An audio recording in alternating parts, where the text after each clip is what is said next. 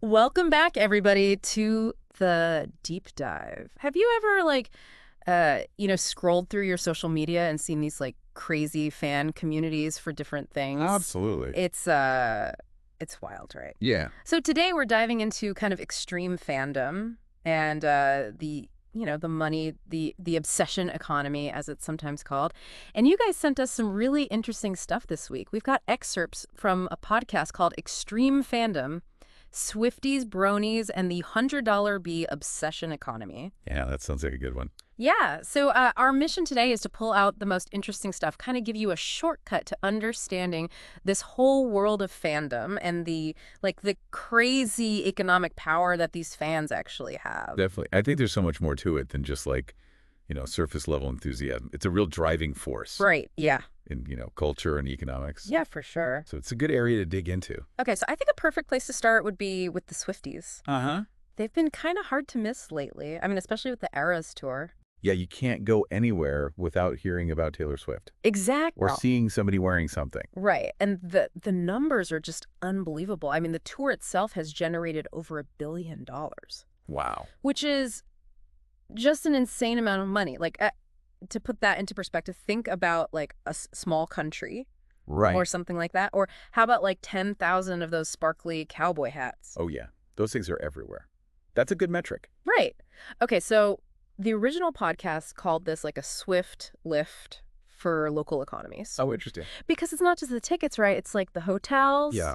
the restaurants, the Ubers, all of that stuff. Yeah, when a huge tour like that comes to town, it's like a mini economic boom. Exactly. And it's not even just the spending either. Right. It's the way they engage the friendship bracelets. Oh, yeah. That's a whole thing. That's a huge trend. Yeah. Yeah, it is. And then you have this whole, detective level analysis of her music and social media. I read that fans were analyzing the color of her nail polish in an Instagram post to figure out when the next re-release was coming. Wow.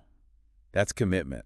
Right. I mean, it's kind of intense, but it shows how deeply invested they are. Absolutely. Uh-huh. They're super dedicated, and, they really have this ability to, mobilize as a group. I mean, think about what happened with Ticketmaster. Right. That whole debacle. Oh, yeah. They made their voices heard, and they actually forced some changes. It's pretty remarkable. Okay, so let's switch gears a bit. We're going to go from, global pop star to something a little more unexpected. The Bronies. The Bronies. Yeah. Yes. Now, if you're not familiar, these are mostly adult men who are really into My Little Pony. Friendship is magic. It's fascinating, isn't it? On the surface, it seems so counterintuitive, but there's a whole world there. Right. And there's not just a few people online. It's a full-blown subculture. Exactly. They have conventions and everything. Big ones, too. Oh, BronyCon. At its peak, it was drawing 10,000 people. 10,000 people. 10,000 people for My Little Pony. That's amazing. And it's not just conventions. They've got merchandise, music remixes, even documentaries about the fandom itself. Wow.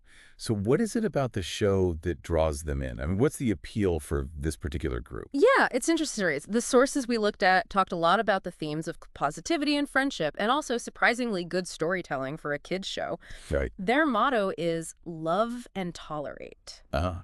Which I think speaks volumes about the kind of community they've built.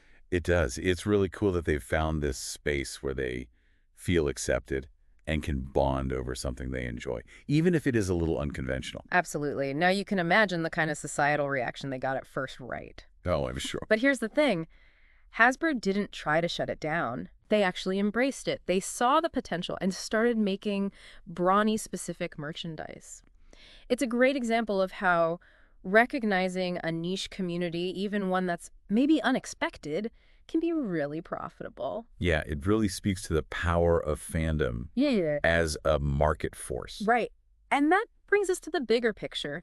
This whole $100 billion obsession economy. Wow. It's not just buying an album or a T-shirt anymore. Right. It's so much more than that. It's like a whole ecosystem. Exactly. So you've got merchandise, obviously, but also these VIP experiences where you can get closer access to the artists or the actors or whatever you're a fan of. Then there's platforms like Patreon where fans can directly support creators.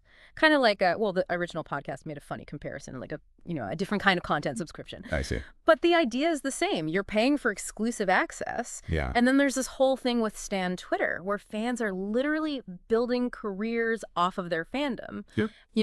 making reaction videos, or selling fan art. They're basically finding ways to make money by engaging with stuff they're passionate about.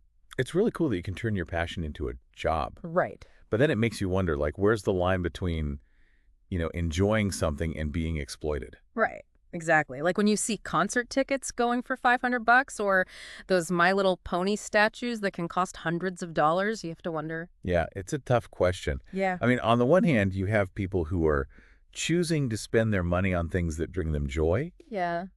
But then there are definitely companies who are like taking advantage of that passion, Right. using things like FOMO to pressure people into spending more. And I know the original podcast mentioned Fortnite as an example of that. Yeah, they did. And then there's the whole thing with like super expensive tours, Uh-huh. like Beyonce's tour. Are fans really getting their money's worth, or is it just because they're so devoted they're willing to pay anything? Right. It's a delicate balance. Yeah, it's almost like the invisible hand of the market is holding a light stick. Yeah, I love that image. Okay, so real quick, we're going to do a little fandom feud quiz, just for fun. Okay, bring it on. First question. Which super dedicated fandom calls themselves RMY? BTS. Boom! Okay, second question. What song is considered the unofficial anthem of the Bronies? Love is in bloom.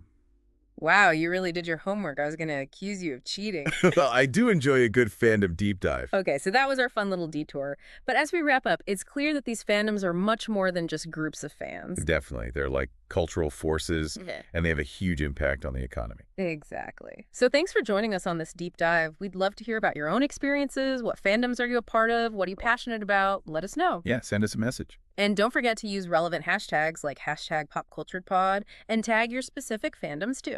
We love to see it.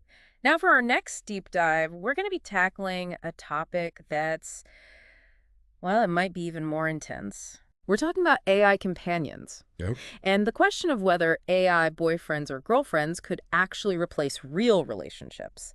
And full disclosure, I may or may not have developed a bit of a thing for ChatGPT. Interesting. It really makes you think about, like, what is connection, really? What does obsession mean in this new world? Yeah, it's definitely blurring the lines. For sure. Yeah.